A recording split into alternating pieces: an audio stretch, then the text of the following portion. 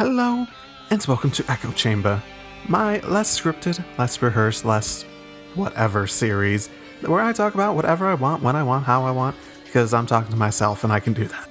Today we start with my episode reactions, as in I watch the episode and I have some sort of reaction to it, to the Danganronpa 3 anime series. These are very unscripted. I just watched them, took down some notes, and basically used that as a rough outline for talking about stuff for a while. Also with some editing out of some rambling and audio hiccups.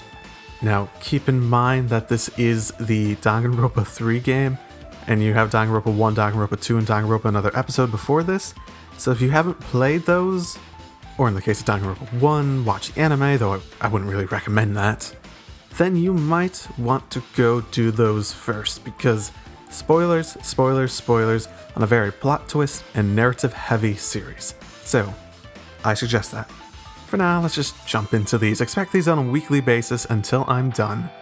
If you want to jump to one episode or another, I'll be sure to have annotations on the side of the video throughout all the reactions so that you can jump to Despair episode 1 or future episode 3, whichever one you want to go to.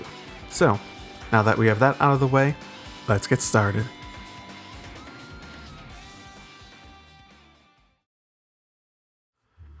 That was interesting. I guess first off, I'm going to disclose what I knew before I start watching any of this. I saw the promotional art. I saw quite a lot of promotional art. I mean, what there was. It wasn't like a lot, but whatever. I knew that there was 2 arcs, which I didn't actually know until a few weeks ago. Interesting thing. I actually sort of flipped which one I thought was which, because Future goes to Danganronpa 2 more. I knew that one of the arcs was for the Danganronpa 1 cast that was still left, and I knew that one was for the Danganronpa 2 cast. And I knew that it was like the entire cast for Danganronpa 2, and it was the ones that were left Danganronpa 1. Now, yeah, like I said, I sort of assumed that Future would be the Danganronpa 2 cast one.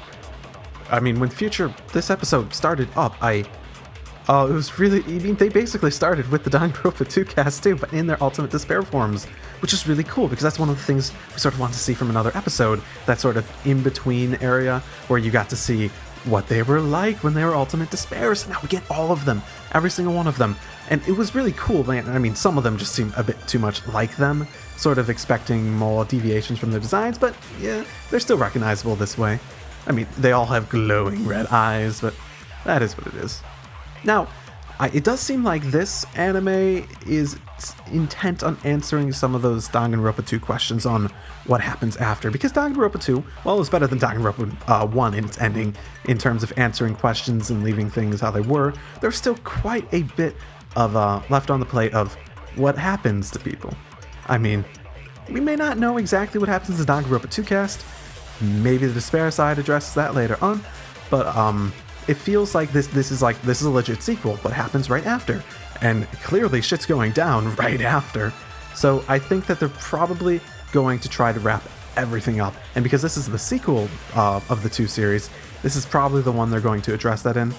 Now, they also had a bunch of new characters. I mean, I'm a bit iffy on them. That one guy, the one guy with the like girl voice, and he's like this big guy. That was very I like him. I don't know why. It's weird, but it's like Danganronpa weird in a good way. But in general, they're like specialties and names are given way too fast. Maybe I was just too focused on the guy's voice, but I caught almost none of their names outside of the, like, I think he was like Ultimate Student Council President or something, and the woman, the one that died. Because if you're watching this, you probably better not be letting yourself get spoiled, you know. Oh, I think there's too many characters. I think they introduced way too many characters. This is feeling like the Danganronpa 1 anime all over again, where there's just so many characters, you're never going to be able to develop them, and you're not going to be able to care for anything, because that's one of the upsides of them being visual novels, that you could sit down and just develop them as you wanted. I mean, because of this, they might even be getting too focused. I mean, who did they focus on for this episode? They had the student council president guy, who seems more like the main character from the alumni class. And then you also had, I think she says she was the teacher for the Danganronpa 2 cast, which is really interesting. But they focus on her, and she dies. She's the one who dies. I mean, is this going to be like this every single time there's a death? I mean, the mystery and atmosphere is still there, and it feels like Danganronpa, and it's still fun to watch, but it just feels like they're going in a bad direction for this right now. I'm also under the impression that the Despair arc is a prequel story, not another sequel story, just from the Danganronpa 2 cast perspective. So it's a bit, I don't know what they're going to go with there. We know how that ends. I'm also assuming that there's probably something special that makes it have to be an anime, because, I mean, come on, it's a killing game again. I'm thinking that there's probably going to be something in the other side that, like, maybe, like, hints at the reveals or makes reveals to the future side, because I think everything's probably going to be settled here one way or another, because it is the sequel one, right? Well, I mean, I think the reason it had to be an anime, basically, is because you have the two parallel stories being told with these release schedules that have one episode, another episode, and you're able to reveal the mystery in that way. So I think they might be going in that direction. Hell, there might be something in the Despair arc that reveals why the hell Monokuma's back.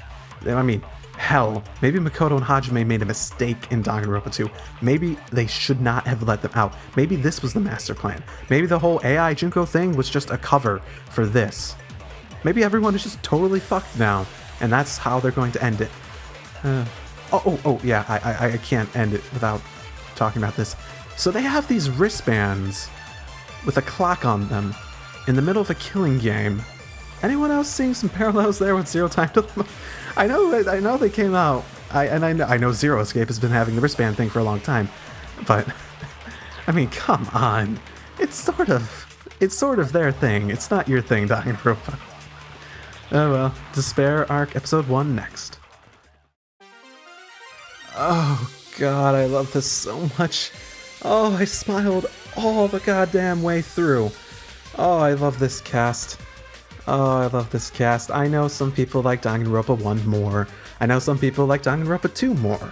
And I happen to be the camp of the latter, mainly because something about the cast just makes me love them more.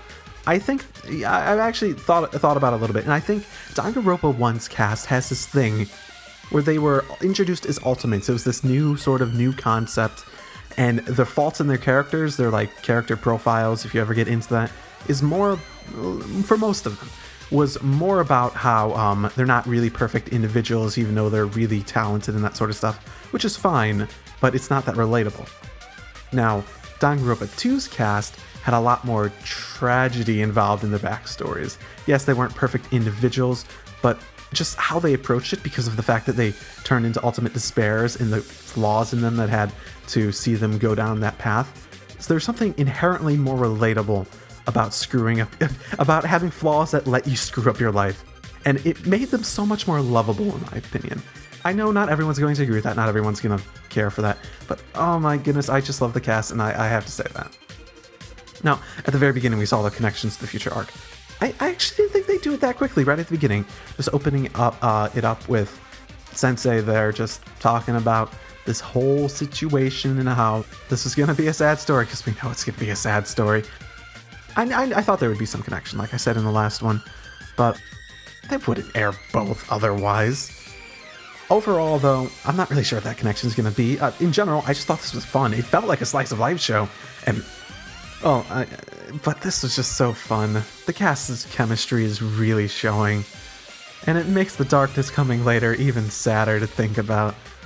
And then you think about how Chiaki's alive, and the obvious, result of that seems too obvious, because you can almost feel it coming in Hajime's gonna end up killing her. I feel that's the obvious solution to why she's no longer there in Danganronpa 2. But that seems like the obvious solution, and I really hope it's something different than that, because that seems too straightforward and just the first thing that jumps to my mind. We know the end results of this so happy piece, and I'm scared. I don't want their happiness to end. Oh, I love this guy so much. Now, at the ends, we saw more of Student Council President guy. What was he? Kyosuke or something? I forgot. So we see more of that connection to the future arc, again with the new characters, not just the teacher.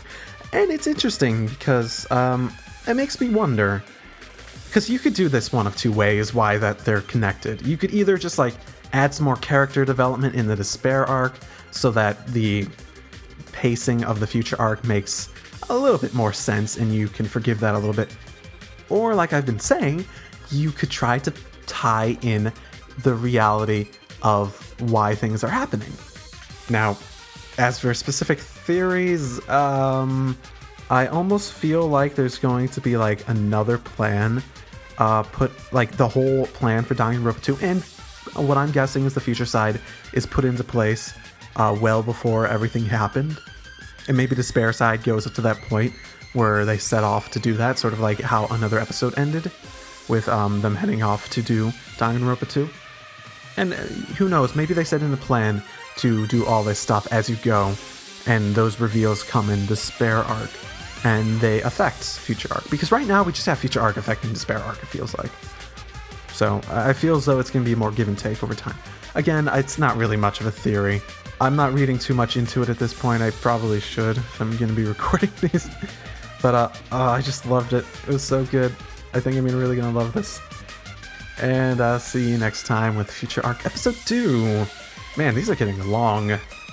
I do not envy the people who just sit through this. Drive safely, everyone. Future Arc Episode 2. No!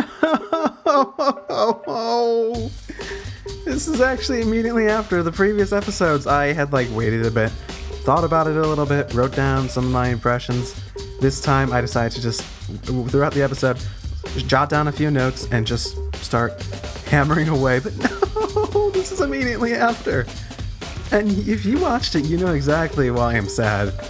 Not Hina. Oh my goodness. Okay, let's start from the beginning. They changed the opening a little bit. I actually think that they made some good changes too. It looks nicer with the silhouettes and stuff. And based on what happened at the end of this one, I think every single one of these characters is going to die. It feels like it, because each of them, every single one of them, has something in their opening that basically says how they die. They have that, and it was right for Hina. I forget if it was right for Sensei. And I'm pretty sure it's right for big guy, wrong voice, body. Wrong voice with his body guy. I think it... okay, I'm back. I actually just checked it. It sort of is for Sensei. I mean, she sort of has her, the blades that she used in the Despair arc, episode 1, around her.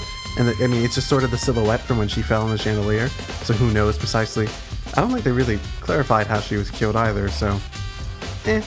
But, yeah, a big guy with the wrong voice, body, and he died. It has, poison droplets around him. So clearly, I think every single one of them are going to die. And the ending might well be Makoto and fucking asshole guy with a sword who wants Despair gone, both shooting their fucking brains out because I know there's no other choice or something. Overall, this actually feels like Danganronpa mixed with a bit more of Zero Escape than it normally has. I mean, it even has the fucking wristbands. It has the sleeping drug. It has the injecting poison. This is stuff that Zero Escape has been doing forever. I mean, I'm fucking doing an identical concept in Zero Time Dilemma as I'm let's playing that. And it's just, oh my goodness. It has the clock, it has the poison, it has the sleeping, it has the wristband, it has all of that.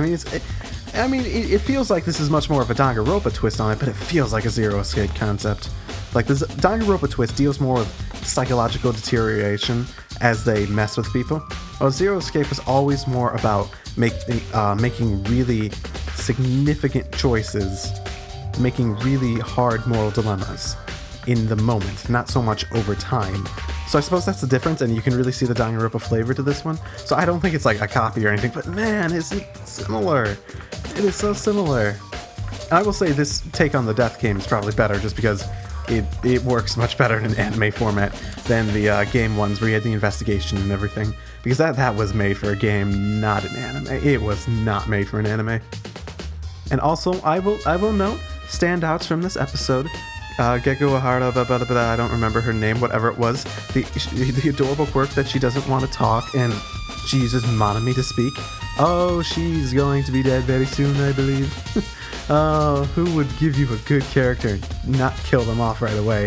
It's so Danganronpa. And what, also, other highlights, I think the bull guy was cool.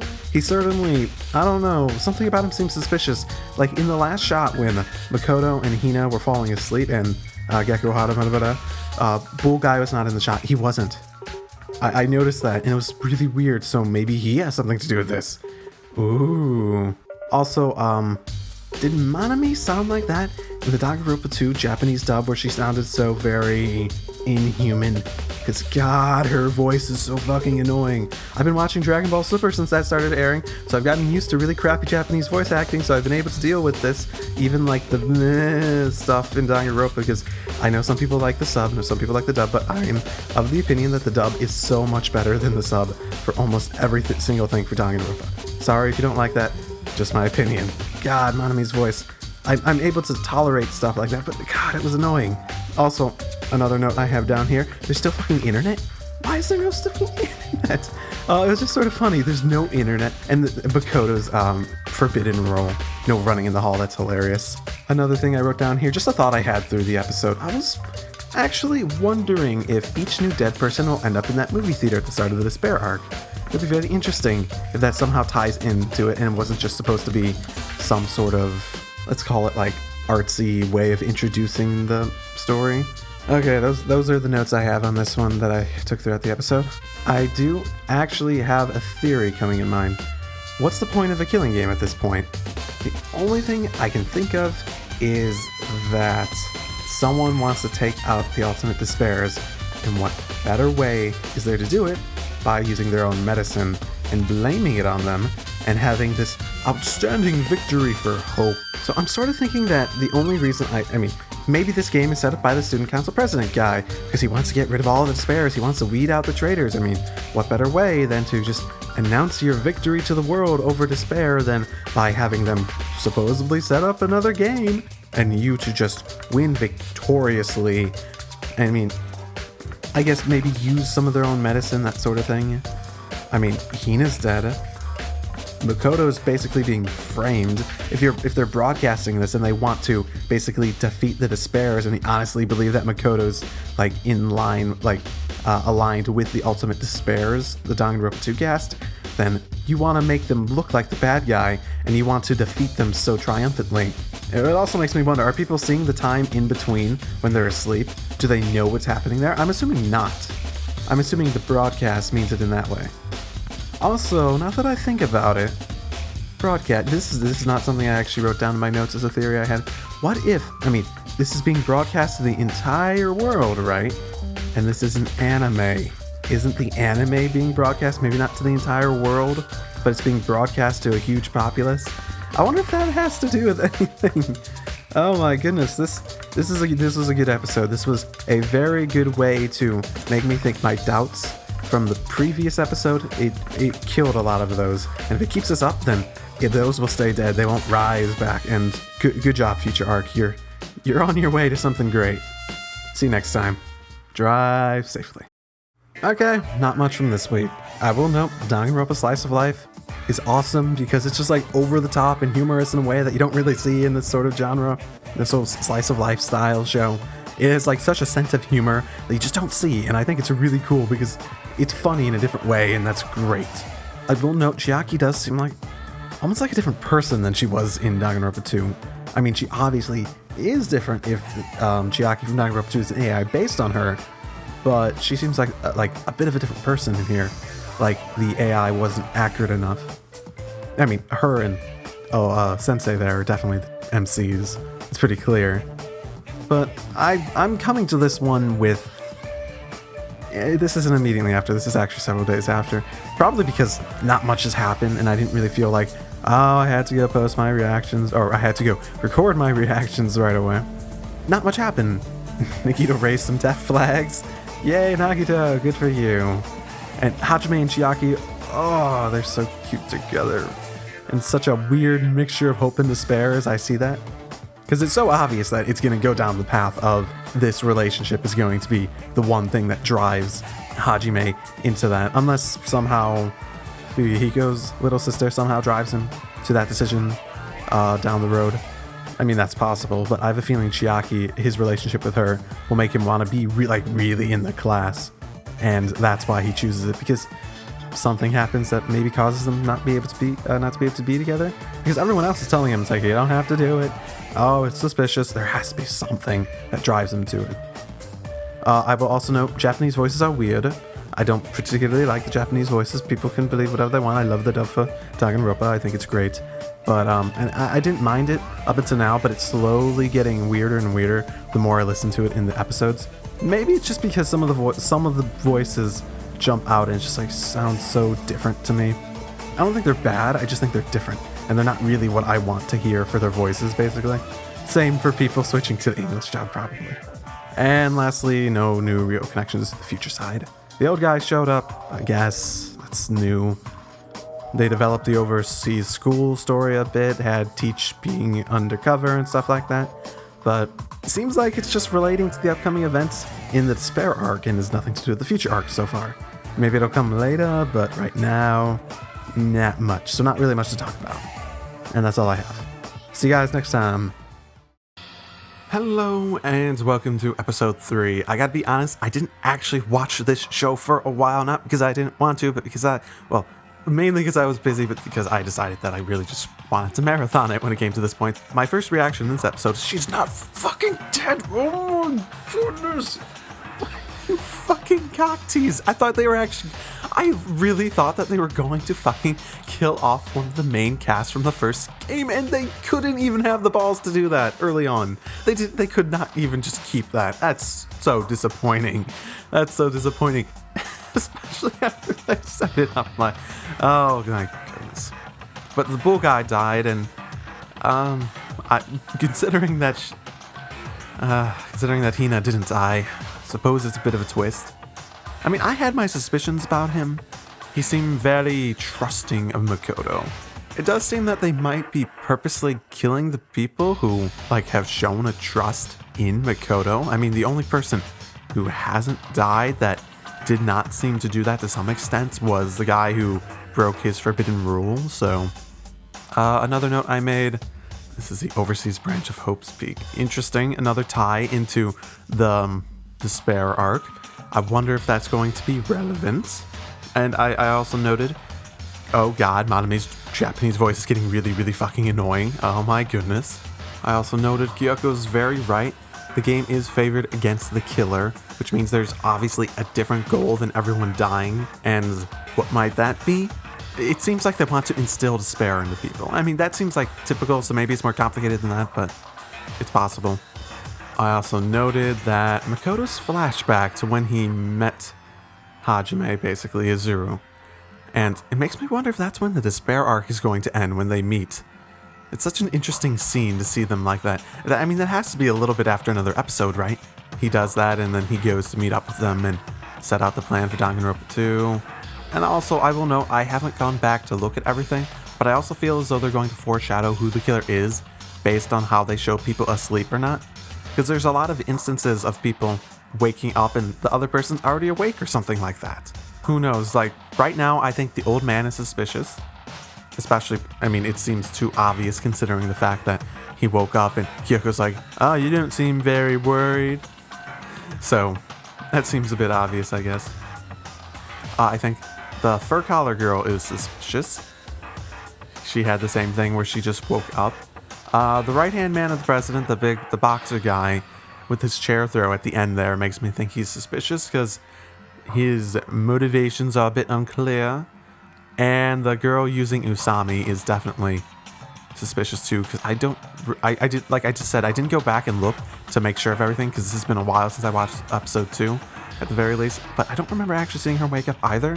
And she's sort of tagging on to Makoto and Hina really heavily. In terms of the ending, too bad this wasn't a class trial. Ooh, too bad indeed. I do like how self-aware the plot has been on both sides of these episodes. To throw that in there and note, yep, this isn't y'all normal Danganronpa. I would say that this does make me think that it would make sense to send them into despair. I mean, they're killing off those who seem to show some sort of sincere belief in Makoto's words, right? those who would be less likely to turn against him or turn to despair. They're keeping alive the original cast, which if they wanted to send people to despair, then of course, then you'd want to keep that original cast. That's a bit of a symbol for hope. And they're also keeping the strong but clearly unstable ones alive, so. If I had my prediction on what the goals of this game were, it would be to turn them to despair, very specific ones that could actually do a lot and be really dangerous as despairs. Okay, Despair Arc Episode 3, we're seeing the Twilight Syndrome aspect of all of this. So that little bit at the end of the last one definitely hinted at it. And at the beginning, I think I heard the Twilight Syndrome remix of the music from the second game. It's a really nice touch. Just some things about Fuyuhiko's little sister. She fucking made up the ultimate little sister thing.